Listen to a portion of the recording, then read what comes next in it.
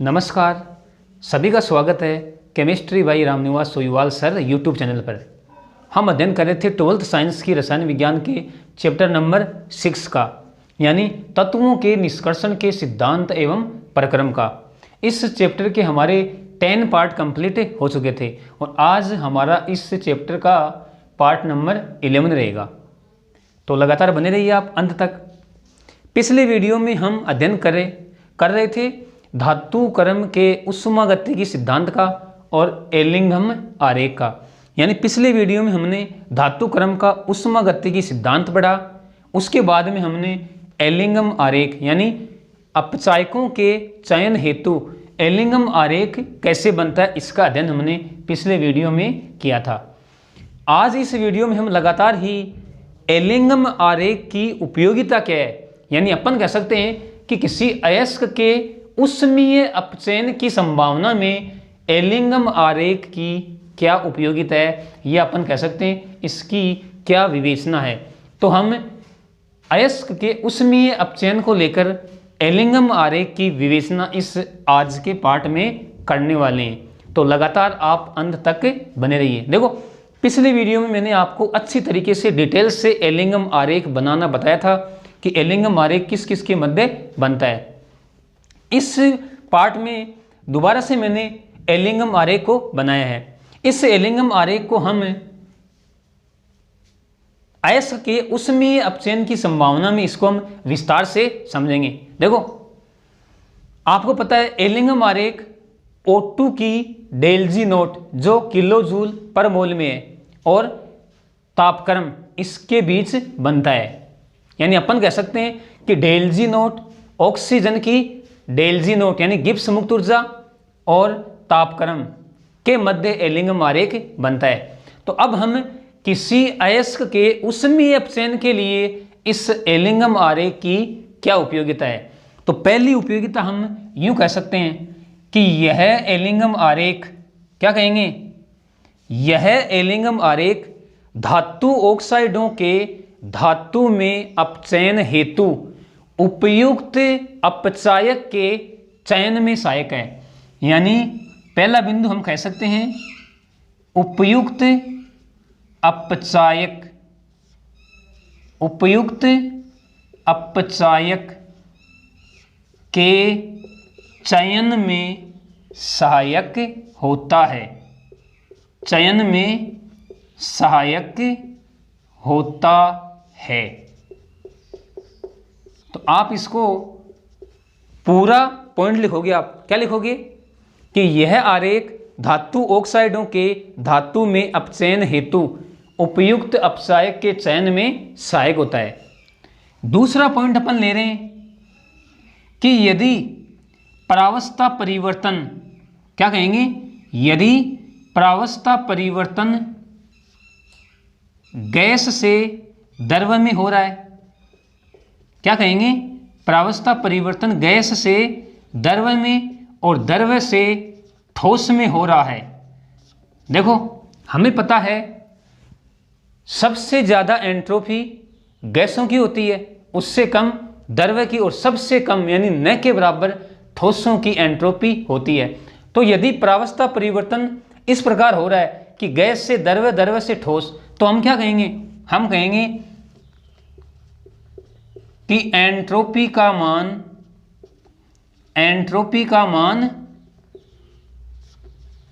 कम होता है, एंट्रोपी का मान कम होता है। यानी एंट्रोपी का मान कम हो रहा है, इसका मतलब डेल एस नोट का मान ऋणात्मक होता है, का मान ऋणात्मक होता है। कब, जब प्रावस्था परिवर्तन किस प्रकार हो, गैस से द्रव, द्रव से ठोस, तो एंट्रोपी घटेगी तो डेल एस नोट का मान क्या होगा, ऋणात्मक। नेक्स्ट पॉइंट में हम कह सकते हैं यदि प्रावस्था परिवर्तन ठोस से द्रव और द्रव से गैस में हो रहा है, तो इस स्थिति में हम क्या कहेंगे कि एंट्रोपी का मान अधिक होता है। क्या कहेंगे, एंट्रोपी का मान अधिक होता है। यानी अपन कहेंगे कि डेल एस नोट का मान क्या रहेगा, धनात्मक। डेल एस नोट का मान धनात्मक होता है। भाई हमें पता है ठोस की तुलना में गैसों की एंट्रोपी बहुत ज़्यादा होती है, इसलिए एंट्रोपी का मान बढ़ जाएगा, जिसकी वजह से डेल एस नोट का मान हमें धनात्मक प्राप्त होगा। अगले पॉइंट में हम क्या कह सकते हैं, अगले पॉइंट में हम कह सकते हैं कि आरेख में प्रावस्था परिवर्तन को छोड़कर, देखो जहां पर भी ये बेंट है इसका मतलब यहां पर प्रावस्था परिवर्तन हो रही है, तो अपन कह सकते हैं कि प्रावस्था परिवर्तन को छोड़कर सभी आरेख सरल रेखा में प्राप्त होते हैं। इंपॉर्टेंट बिंदु है, क्या कहेंगे, हम कहेंगे प्रावस्था परिवर्तन को छोड़कर, प्रावस्था परिवर्तन को छोड़कर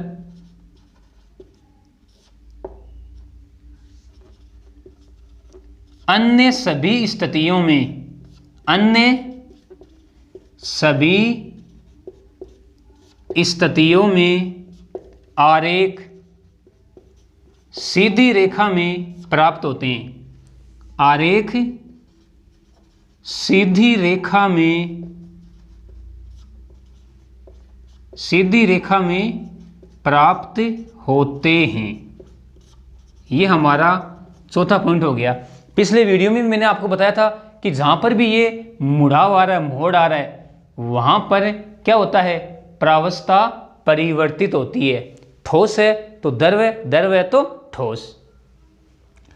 अगले बिंदु में हम क्या कह सकते हैं, अगले बिंदु में हम कह सकते हैं, इंपॉर्टेंट बिंदु है भाई, कि आरेख में वह बिंदु जिससे नीचे डेल जी नोट का मान ऋणात्मक होता है। क्या बताया मैंने, वह बिंदु जिससे नीचे डेल जी नोट का मान ऋणात्मक होता है तो वह धातु ऑक्साइड अधिक स्थायी होता है, तथा उस बिंदु से ऊपर डेल जी नोट का मान क्या है, धनात्मक है। धनात्मक है तो हम कहेंगे कि इस बिंदु से ऊपर धातु ऑक्साइड का स्वतः विघटन हो जाता है।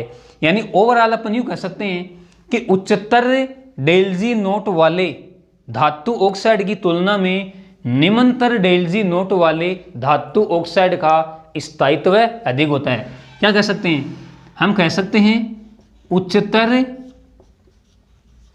डेल जी नोट वाले धातु ऑक्साइड की तुलना में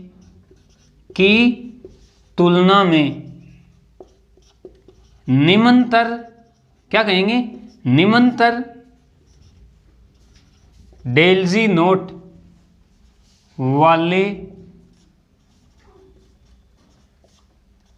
धातु ऑक्साइड का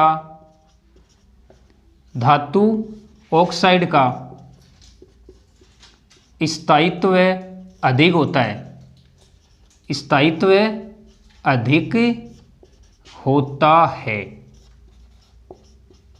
बात सीधी सी है, जिस धातु ऑक्साइड का डेल जी नोट जितना ज़्यादा नेगेटिव है वह उतना ही अधिक स्थायी होता है। तो यही कहा हमने कि उच्चतर डेल जी नोट वाले धातु ऑक्साइड की तुलना में निम्नतर डेल जी नोट वाले धातु ऑक्साइड का स्थायित्व अधिक होता है।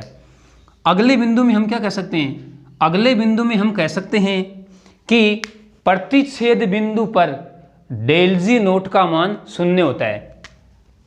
क्या कहेंगे, प्रतिच्छेद बिंदु पर डेल जी नोट का मान शून्य होता है, शून्य होता है। अब देखो ये प्रतिच्छेद बिंदु है, इसका मतलब इस प्रतिच्छेद बिंदु के नीचे तो डेल जी का मान क्या रहेगा, ऋणात्मक, और प्रतिच्छेद बिंदु के ऊपर डेल जी नोट का मान क्या रहेगा, धनात्मक। तो अपन कह सकते हैं कि इस प्रतिच्छेद बिंदु के नीचे के ताप पर, समझना, इस प्रतिच्छेद बिंदु के नीचे के तापों पर यह धातु प्रतिच्छेद बिंदु के ऊपर स्थित धातु ऑक्साइडों का अपचयन कर देती है। इंपॉर्टेंट पॉइंट है, प्रतिच्छेद बिंदु पर डेल जी नोट का मान शून्य होता है, प्रतिच्छेद बिंदु के ऊपर डेल जी नोट का मान धनात्मक होता है, प्रतिच्छेद बिंदु के नीचे डेल जी नोट का मान ऋणात्मक होता है। इस प्रतिच्छेद बिंदु के नीचे के तापों पर यह धातु प्रतिच्छेद बिंदु से ऊपर स्थित धातु ऑक्साइडों का अपचयन कर देती है। कोई दिक्कत नहीं है। अगले बिंदु में हम क्या कह सकते हैं? अगले बिंदु में हम कह सकते हैं 7 नंबर का बिंदु है कि किसी रासायनिक परिवर्तन के उष्मागतिकीय रूप से संपन्न होने के लिए डेल जी नोट का मान ऋणात्मक होना चाहिए। क्या कहेंगे? किसी रासायनिक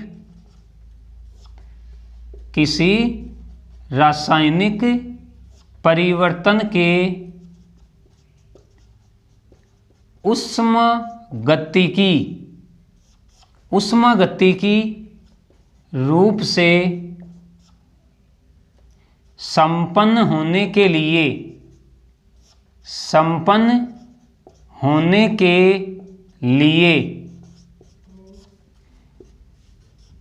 डेल जी नोट का मान ऋणात्मक होना चाहिए। ऋणात्मक होना चाहिए। ठीक है। यदि किसी रासायनिक परिवर्तन में डेल जी नोट का मान धनात्मक है तो वह अभिक्रिया संपन्न नहीं होगी। अगले पॉइंट में हम क्या कह सकते हैं? अगले पॉइंट में हम कह सकते हैं कि धातु ऑक्साइडों के गलनांक व कवथनांक पर वक्रों के ढाल में अचानक परिवर्तन आ जाता है। क्या कहेंगे? हम कहेंगे धातु ऑक्साइड, देखो अभी मैंने बताया आपको प्रावस्था परिवर्तन, तो वही बात है यहाँ पर कि धातु ऑक्साइड के गलनांक व कवथनांक पर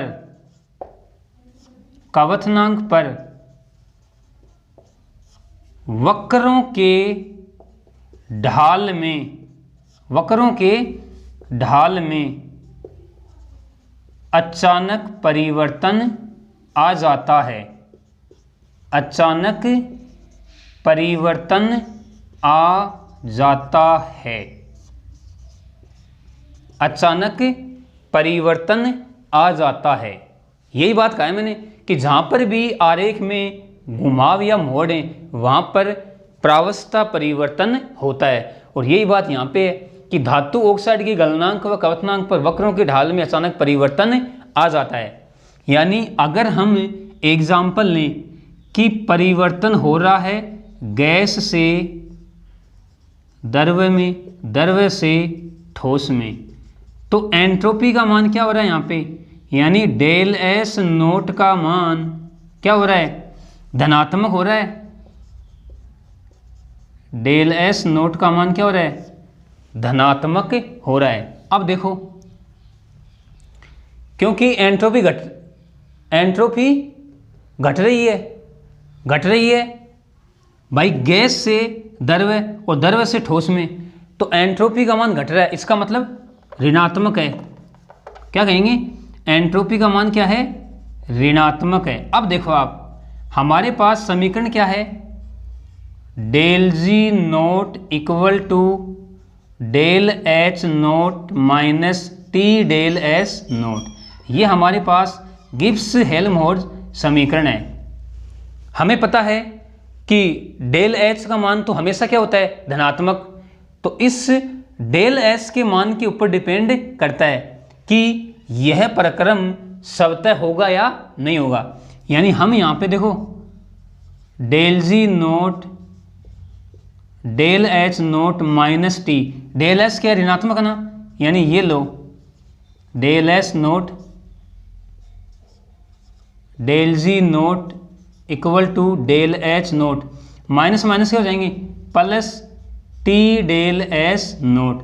यानी हम क्या कह सकते हैं, हम कह सकते हैं कि डेल जी नोट का मान धनात्मक प्राप्त होता है उच्च ताप पर, क्योंकि ताप तो उच्च रहेगा, उच्च ताप पर। कब, जब प्रावस्था परिवर्तन क्या हो, गैस से द्रव, द्रव से ठोस, तो डेल एस का मान क्या रहेगा, ऋणात्मक, यानी एंट्रोपी घट रही है तो डेल एस नोट का मान ऋणात्मक प्राप्त होगा। ये मान हमने यहाँ पे रखा, तो माइनस माइनस प्लस उच्च ताप पर टी डेल एस नोट का मान धनात्मक होता है। यानी अपन कह सकते हैं कि ओवरऑल डेल जी नोट का मान हमारे पास धनात्मक प्राप्त होता है। अगले पॉइंट में हम क्या कह सकते हैं, अगले पॉइंट में हम कह सकते हैं कि कोई धातु ऑक्साइड, कोई धातु ऑक्साइड है, उसका धातु में अपचयन हो रहा है। अगर ये धातु ऑक्साइड ठोस अवस्था में है और प्राप्त होने वाली धातु द्रव अवस्था में है, तो यह अपचयन आसानी से हो जाता है, या अपन ऐसे कह सकते हैं कि यह अपचयन शीघ्रता से संपन्न हो जाता है। क्यों, क्योंकि ठोस से द्रव में आने पर एंट्रोपी का मान बढ़ता है। यानी यहाँ पर डेल एस नोट का मान धनात्मक प्राप्त होता है, डेल एस नोट का मान क्या होता है, धनात्मक प्राप्त होता है। यानी यदि यहाँ पर हम डेल एस नोट का मान रखें तो देखो प्लस और माइनस, यानी माइनस, यानी यहाँ पर ओवरऑल अपन कह सकते हैं कि डेल जी नोट का मान ऋणात्मक प्राप्त होता है। इसलिए यह धातु ऑक्साइड शीघ्रता से धातु में अपचयित हो जाता है। तो ये हमने किसी अयस्क के उष्मीय अपचयन की संभावना में एलिंगम आरेख की विवेचना पॉइंट बनाकर, बिंदु बनाकर की है। वापस से मैं आपको प्रत्येक बिंदु को रिवाइज करवा रहा हूँ। पहले बिंदु में हमने क्या कहा कि यह आरेख धातु ऑक्साइडों के धातु में अपचयन हेतु उपयुक्त अपचायक के चयन में सहायक होता है।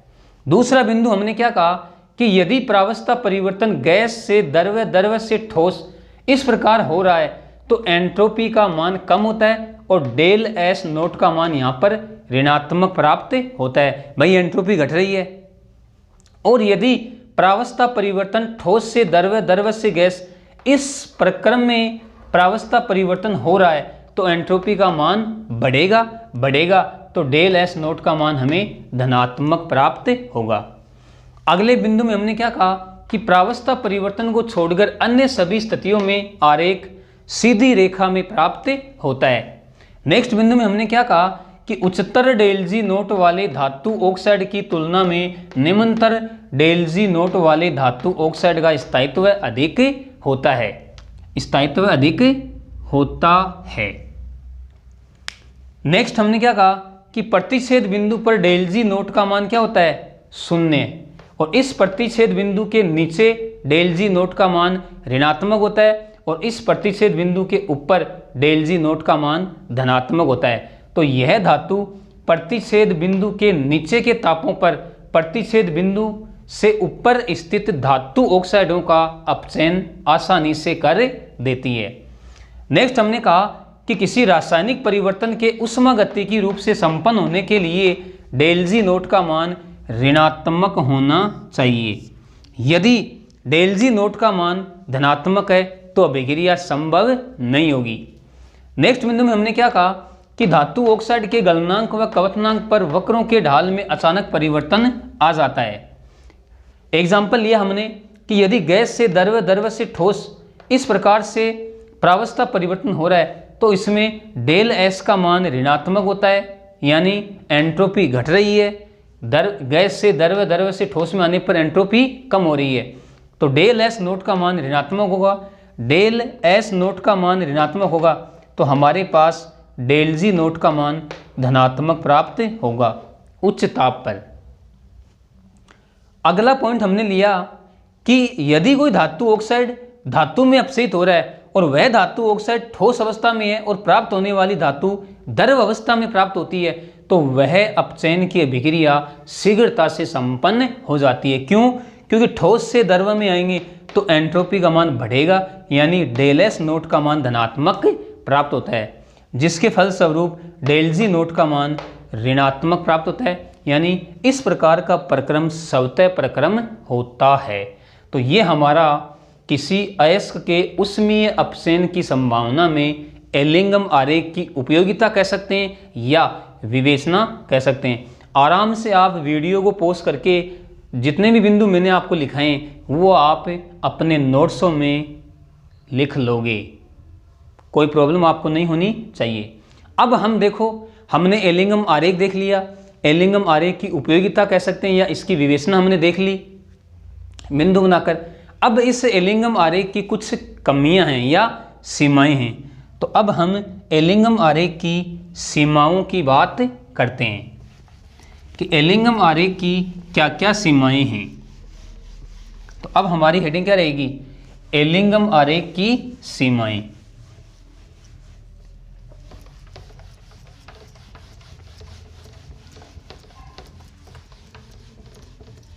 एलिंगम आरेख की सीमाएं।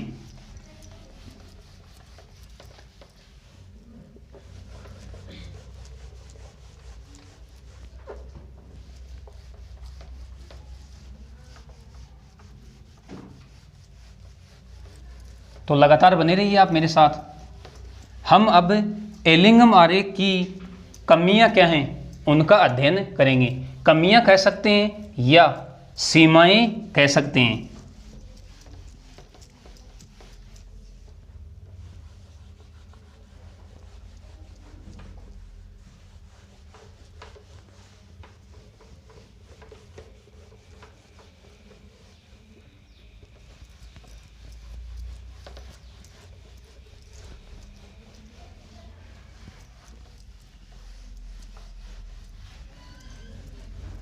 यानी अब हमारी हेडिंग क्या रहेगी, एलिंगम आरेख की कमियां या एलिंगम आरेख की सीमाएं।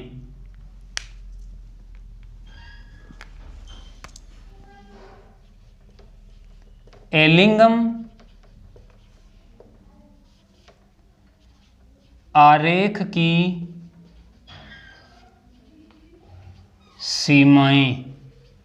सीमाएं कह सकते हैं या कमियां भी कह सकते हैं। देखो, इस आरेख की मुख्य रूप से दो कमियां थी। यानी यह आरेख ये तो बताता है कि किसी धातु ऑक्साइड के लिए कौन सा अपचायक प्रयुक्त होगा और उस धातु ऑक्साइड का अपचयन किस ताप पर होगा। यानी अपन कह सकते हैं कि यह धातु ऑक्साइड के अपचयन की ऊष्मागतिक व्याख्या तो करता है परंतु बल गति की व्याख्या नहीं करता है। यानी ये यह नहीं बताएगा कि यह अपचयन किस वेग से होगा, अभिक्रिया किस वेग से संपन्न होगी। तो पहली कमी क्या है कि यह अपचयन अभिक्रिया की बल गतिकी की व्याख्या नहीं करता है। यानी पहली कमी हम क्या लिख सकते हैं, एलिंगम आरेख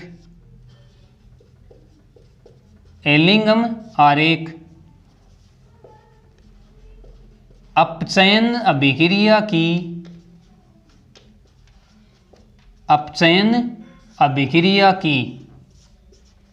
बल गतिकी की व्याख्या नहीं करता है।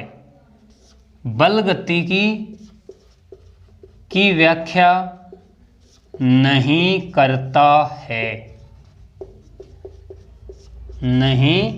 करता है। यानी यह अपचयन अभिक्रिया की ऊष्मा गति की व्याख्या करता है लेकिन बल गति की व्याख्या नहीं करता है। यानी ये हमें ये तो बताता है कि किसी धातु ऑक्साइड का अपचयन किस ताप पर होगा, उसके अपचयन में कौन सा अपचायक प्रयुक्त होगा, लेकिन यह अपचयन अभिक्रिया के वेग के बारे में व्याख्या नहीं करता है। तो हम कह सकते हैं कि एलिंगम आरेख अपचयन अभिक्रिया की बल गतिकी की व्याख्या नहीं करता है। दूसरी कमी देखो क्या है, दूसरी कमी ये है कि एलिंगम आरेख में डेल जी नोट की गणना साम्य स्थिरांक के आधार पर की जाती है। समझना, देखो दूसरी कमी इंपॉर्टेंट है। हम कह सकते हैं एलिंगम आरेख में एलिंघम आरेख में डेल्जी नोट की गणना साम्य स्थिरांक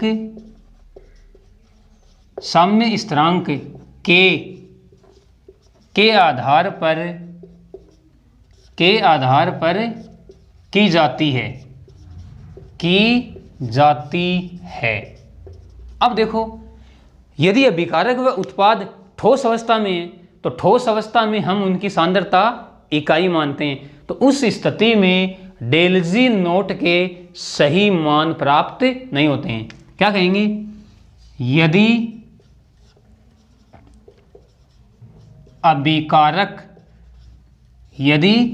अभिकारक व उत्पाद ठोस अवस्था में होते हैं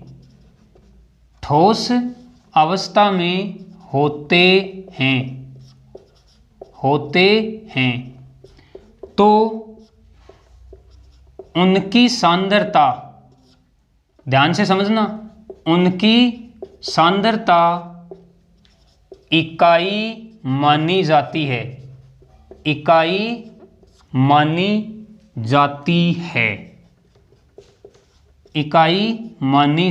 है।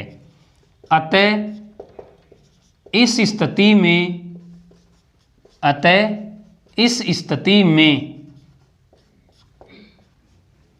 साम्य स्थिरांक के आधार पर, क्या कहेंगे? अतः इस स्थिति में साम्य स्थिरांक के आधार पर डेल्जी नोट के सही मान प्राप्त नहीं होते हैं। डेल्जी नोट के सही मान प्राप्त नहीं होते हैं। तो ये एलिंघम आरेख की दूसरी कमी है। क्या कहा हमने कि एलिंघम आरेख में डेल्जी नोट की गणना साम्य स्थिरांक के आधार पर की जाती है। देखो, सूत्र आपको पता है, del G naught equal to -RT ln K। इस सूत्र के आधार पर डेल्जी नोट की गणना की जाती है। तो हम यही कह रहे हैं कि एलिंघम आरेख में डेल्जी नोट की गणना साम्य स्थिरांक के आधार पर की जाती है। यदि अभिकारक व उत्पाद ठोस अवस्था में होते हैं तो उनकी सांद्रता इकाई मानी जाती है। अतः इस स्थिति में साम्य स्थिरांक के आधार पर डेल्जी नोट के सही मान प्राप्त नहीं होते हैं। तो ये एलिंघम आरेख की दो कमियां थी, या अपन कह सकते हैं सीमाएं। अब देखो, अब हम नेक्स्ट वीडियो में पढ़ेंगे कि जो हेमेटाइट अयस्क के अपचयन की एलिंघम आरेख के द्वारा हम व्याख्या करेंगे नेक्स्ट वीडियो में। इसके साथ ही हम जो कार्बन यानी कोक व कार्बन मोनोऑक्साइड है उसकी अपचायक प्रकृति का अध्ययन भी हम नेक्स्ट वीडियो में करेंगे। तो इस वीडियो में हमने अध्ययन किया, एक तो अयस्क के उष्मीय अपचयन की संभावना में एलिंघम आरेख की क्या उपयोगिता होती है, उपयोगिता का अध्ययन किया, और एलिंघम आरेख की सीमाएं हमने देखी। तो इस वीडियो के लिए इतना ही। ओके, धन्यवाद।